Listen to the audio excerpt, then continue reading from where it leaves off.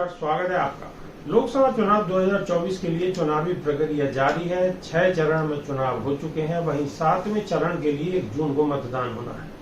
अगर यूपी की बात करें तो यहां 77 सीटों पर मतदान हो चुके हैं, केवल 13 सीटों पर मतदान बचा हुआ है। इन 13 सीटों में सबसे हाई प्रोफाइल सीट वाराणसी है, जहां से प्रधानमंत्री मोदी बीजेपी से उम्मीदवार हैं। वहीं कांग्रेस से अजय राय उम्मीदवार हैं। अजय राय यूपी तक से खास बातचीत में पीएम मोदी और बीजेपी को लेकर उन्होंने जमकर हमला बुलाया। अजय राय ने कहा कि वाराणसी में समस्या ही समस्या है। आज भी बनारस गंदा पानी पी रहा है।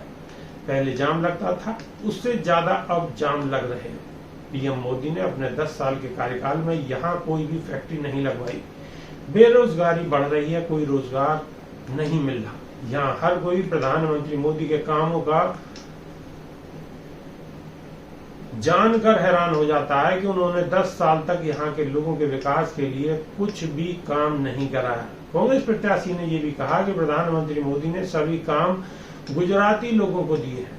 सारे काम वहां के लोगों को दिया, छोटे से बड़े सभी ठेकों को अपने गुजराती मित्रों को दिया है। जो काशी विश्वनाथ कॉरिडोर है, वह भी प्रधानमंत्री मोदी ने गुजरातियों को दिया है। यहाँ के लोगों को केवल जिंदाबाद के नारे लगाना और स्टिकर लगाने का काम दिया है। वोट हमारा, राज तुम्हारा, ये कैसे चलेगा? गुजराती मित्र जो आदेश करते हैं वो उनकी बात मानते हैं। चाकरी करने के लिए बनारस के लोग नहीं हैं। अजय राय ने यह भी कहा कि इस बार का चुनाव पहले के चुनाव से बहुत अलग है। बनारस की जनता ने पीएम मोदी को 10 साल का समय दिया था, लेकिन उन्होंने इसके लिए आज कोई काम नहीं किया।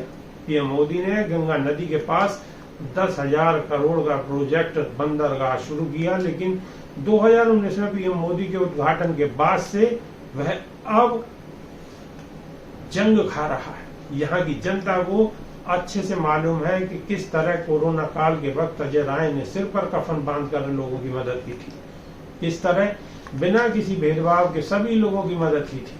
अजय राय ने कहा है कि बनारस की अगर बात करें तो ये मेरी कर्म भूमि है, यह मेरा घर है, यह मेरा ससुराल है, यही हम मरने बिटने वाले लोग हैं।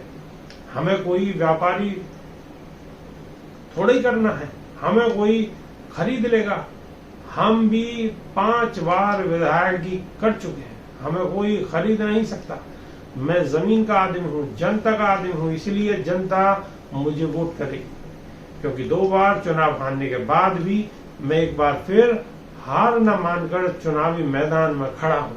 हम जनता के सुख दुख के साथी हैं। अभी के लिए सिर्फ इतना है। नमस्कार।